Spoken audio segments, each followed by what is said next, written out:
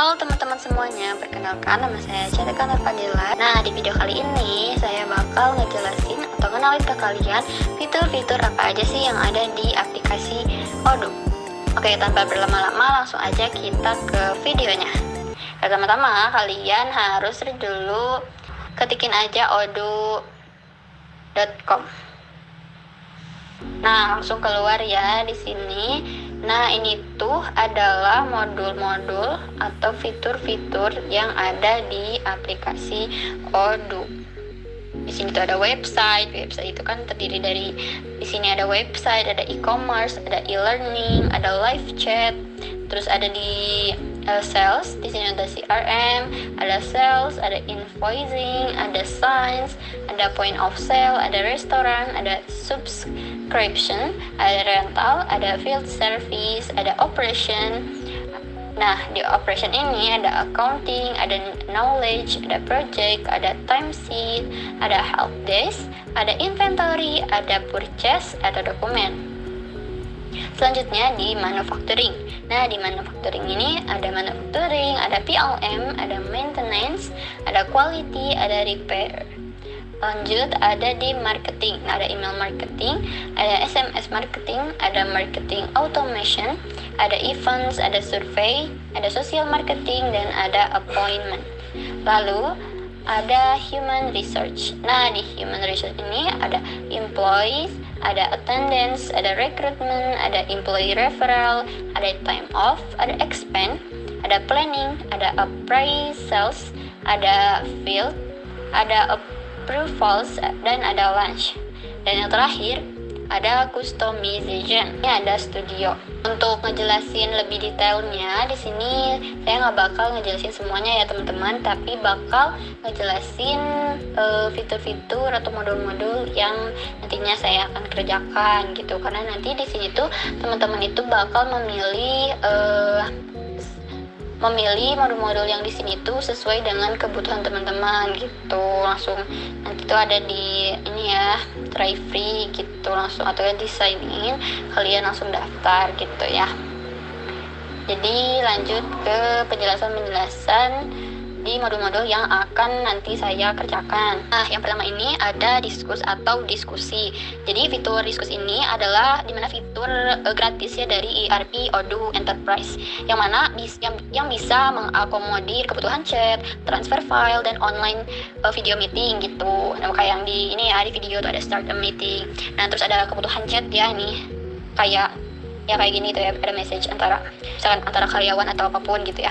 Jadi sehingga pengguna atau karyawan ini nggak perlu lagi ngegunain aplikasi pihak ketiga gitu. Jadi semuanya udah ada di Odoo. Nah, yang kedua itu ada fitur kalender nih teman-teman. Jadi fitur kalender ini untuk apa sih? Jadi ini tuh untuk kita bisa melihat jadwal kegiatan atau tugas dalam bentuk kalender. Atau juga kalian bisa membuat ya gitu ya, kayak jadwal-jadwal gitu ya, tinggal di new aja gitu. Nah, tampilan kalender ini itu bisa lebih jadi kita tuh bisa lebih mudah gitu untuk melihat tugas yang harus diselesaikan, kapan tugas tersebut dimulai dan kapan harus selesai gitu. Kita juga kan ya gitu ya bisa mengedit dan menghapus tugas atau kegiatan dari tampilan kalender ini. Nah, lanjut ini ada modul atau fitur To Do ya, namanya To Do ya. Nah, di sini itu To Do ini itu buat apa sih? Jadi ini tuh untuk ngelola tugas kita agar bisa tetap terorganisasi. Nah, modul ini itu bisa jadi pengganti aplikasi Notes lama gitu. Nah, ini tuh jadi memungkinkan untuk bisa membuat, mengelola, dan melacak tugas kita. Nah, lanjut ini ada modul kontak. Nah, di sini itu kegunaannya adalah untuk mencatat semua detail kontak karyawan dan pelanggan suatu organisasi. Yang dimana kita itu dapat mengelola informasi kontak secara efektif di modul ini tanpa kesulitan atau kebingungan gitu ya. Kita juga bisa nambahin kontak-kontaknya. Lanjut ke produk. Jadi di modul ini itu menyediakan tampilan terperinci mengenai barang-barang yang masuk ke dalam perizinan perusahaan, memudahkan pelacakan, pemeriksaan, dan pengelolaan prosesan penerimaan barang dengan efisien. Nah, ini juga memuat informasi yang lebih detail ya mengenai penerimaan barang, informasi produk, data suppliers, status penerimaan, dan dokumen terkait, atau membantu mengurangi kesalahan pencatatan serta mempercepat proses pencatatan inventarisasi barang gitu. Selanjutnya ada modul CRM. Nah, ini dalam ERP ini itu berfungsi sebagai gudang ya terpusat untuk data pelanggan. Jadi memungkinkan bisnis kita itu untuk menangkap, menyimpan, dan mengelola informasi pelanggan secara lebih efektif. Nah, itu kayak termasuk detail kontak, riwayat pembelian, preferensi, dan catatan komunikasi.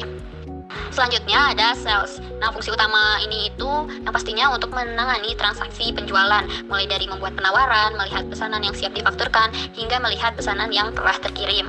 Selanjutnya itu ada modul atau fitur dashboard yang memiliki fungsinya sebagai alat pelaporan. Jadi di sini itu kita bisa lihat semua laporan secara lebih terperinci setelah memilih fitur dashboard ini, teman-teman. Ini bisa dilihat ya, di sini tuh ada apa aja. Itu ada sales, finance, dan logistik serta website. Lanjut, di sini itu ada modul accounting atau akuntansi. Jadi modul ini tuh mencakup semua aspek ya teman-teman, manajemen keuangan, misalnya nih ya, mencakup penagihan ke akun hutang dan piutang, pesanan pembelian ke pengendalian biaya, dan penggajian ke aset tetap. Nah, juga modul ini itu menawarkan fitur-fitur canggih, kayak misalnya dukungan multimata uang dan perkiraan arus kas. Modul ini juga tersedia dalam 30 bahasa yang sangat membantu jika tim kita ini terbagi di berbagai negara. Selanjutnya itu ada modul project. Nanti modul project ini kita itu bisa mengamati project yang telah dikonfigurasi dari tampilan Kanban. Nah, jadi setiap project ini itu bisa menunjukkan tanggal yang dijadwalkan, mitra, peringkat pelanggan, jumlah tugas yang disertakan, tonggak pencapaian, dan jam yang tersisa untuk menyelesaikan pekerjaan. Selanjutnya itu ada website. Nah, jadi di website ini itu berfungsi untuk membangun website company profile. Jadi setiap perusahaan ini memerlukan sarana untuk branding yang lebih dikenal oleh calon konsumen. Jadi kita tuh bisa memasukkan berbagai informasi dasar termasuk visi misi di website ini. Nah, selanjutnya itu ada purchase. Nah, di modul purchase ini biasanya digunakan untuk manajemen persediaan barang dalam mengelola ketersediaan barang dan membantu kebutuhan perusahaan dalam memberi barang atau jasa. Jadi di modul purchase ini dapat menjadikan proses bisnis lebih mudah karena hanya membutuhkan satu database saja yang dapat dipantau dengan proses yang terintegrasi dengan modul lainnya. Nah, itu ada inventory, yaitu sistem manajemen inventaris entry ganda unik dari Odoo ERP yang memungkinkan ketelusuran penuh dari pemasok ke pelanggan. Ini tuh kenapa? Karena setiap pemilihan stok secara otomatis dikelola saat dibuat di inventory ini. Selanjutnya ada modul manufacturing. Nah, di modul manufacturing ini dapat membantu kita untuk mengelola proses manufaktur, dan juga kita tuh bisa dibantu merampingkan operasi bisnis dan meningkatkan laba. Bahkan ini tuh digunakan untuk melacak setiap aspek produksi, mulai dari bahan mentah yang masuk ke produk hingga biaya tenaga kerja. Dan yang terakhir itu ada apps. Nah, ini itu apps ini tuh bisa kita gunakan untuk melihat fitur-fitur Odoo lainnya. Bisa lihat ya di video ini, contoh-contohnya di sini ada apps, ada kategorisnya gitu ya. Ada sales, service, accounting, inventory, manufacturing, website, marketing, human research, productivity, administration, dan tools gitu. Oke teman-teman, segitu aja penjelasan dari saya. Terima kasih telah menonton video ini. Jangan lupa like, subscribe, dan komen. Sampai jumpa di video selanjutnya. Bye-bye.